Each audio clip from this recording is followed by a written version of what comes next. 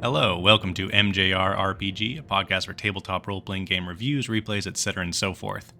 The following review is of the Call of Cthulhu scenario Stone's Throw from Atlantis, written by Phil Anderson and Allan Carey, and the 8th title in Type 40's Seeds of Terror series. The first part of this review is spoiler light for players, while the second half is full of spoilers, and I will warn you off before I start there. In short, Stone's Throw from Atlantis is one of my top 3 seeds, and one of the weirder ones, as the scenario is a neat and very focused puzzle, with a unique setting and one of the most fun ticking clocks across the series, though it requires a fix for the puzzle to actually work smoothly.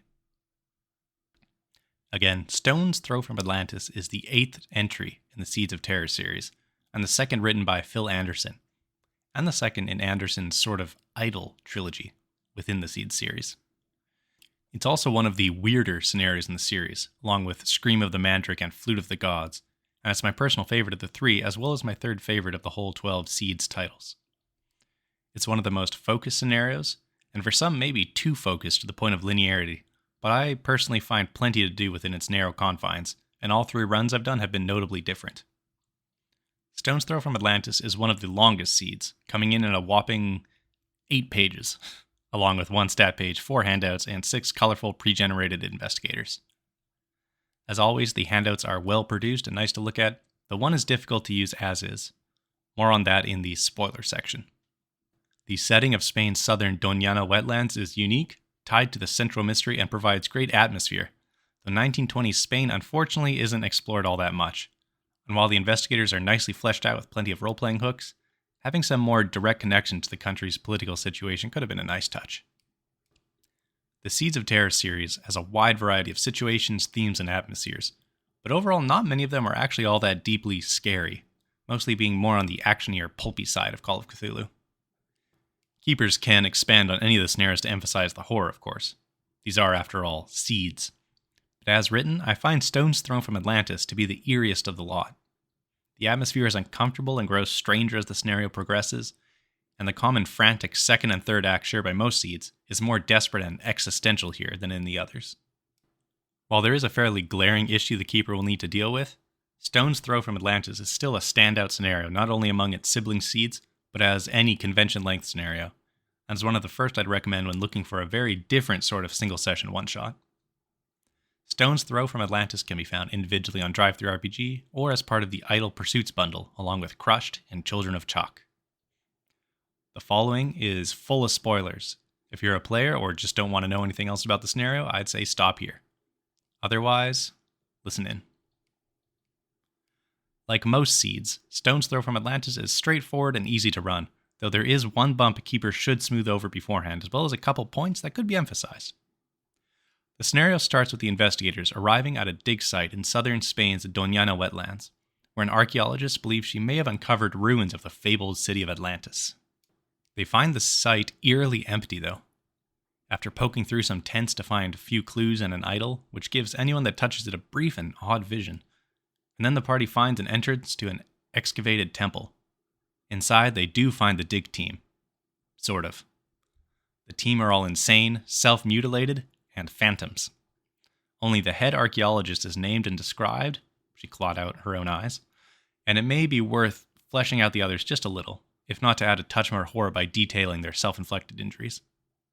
Most of the scenario will likely take place in this room, which features a 5-sided star on the floor with a phantom archaeologist at each tip, along with an odd stone, and in the center of the room a giant skull sunk into the floor. A skull that seems to be rising out of the ground little by little every time one blinks or looks away. As the investigators piece together what happened and what they are supposed to do, the situation gets stranger as they hear phantom sounds and sights. What's happening is a convergence in time as the sinking of Atlantis and the rising of R'lyeh merges with the present, and a star spawn of Cthulhu emerges to summon its dreaming lord. A ritual can stop this from happening, and on paper it's pretty easy to do. Say a sequence of phrases in the correct order while standing in the correct points of the star. The problem comes from one of the handouts pretty much explicitly giving the opposite hint to the players. One of the handouts is the head archaeologist's notes about the ritual, with 2 sequences written down and one crossed out with a big "no, no, no" scrawled across it. But this is the correct sequence. I believe the implication is that she thought this was wrong and so crossed it out before trying it. But as the investigators have 3 tries to do the correct ritual, it makes it seem like she does as well, which would mean she tried and failed this sequence. I have 3 ideas for how to solve this problem. One requiring some handout editing, one some extra hints in play, and the last one a big ol' hand wave that may or may not annoy players if they figure out what the keeper did. 1. Editing the handout to make it clear the archaeologist thought the crossed out sequence was wrong and hadn't tried it yet. Maybe a note on the other incorrect sequence along with the lines of "this one has to be it." Then when the investigators conduct the incorrect one first, it won't work, and they'll have 2 more tries. This might be the easiest, but is also maybe too easy, as it doesn't require the players to think much beyond just trying both sequences already written down. 2. Have both of the archaeologist sequences not work, with the correct sequence being the reverse of the scratched out result.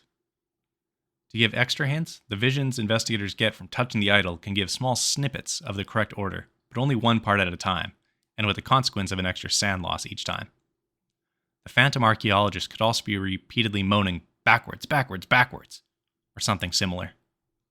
This is my preferred method, as it doesn't require any extra editing, and does require players to think through the puzzle a little bit more. The last option I can think of is to handwave the problem entirely, and just have the investigators automatically fail the ritual twice and succeed the last time no matter what they do. This may result in the most dramatic ending, as they always are just on the edge of succeeding at the last moment, but if the players find out that you just let them win, they'll probably feel a bit dejected. This is the laziest solution, but if you're a very good straight-faced liar, it might make for the most exciting and simplest method. I also highly suggest finding some way to lure an investigator or 2 out of the temple so they can witness the mixing of times. One of the best runs I had was when the party didn't take the idol out of one of the initial tents, requiring them to walk through a transparent ghostly Atlantis on the way to the tent.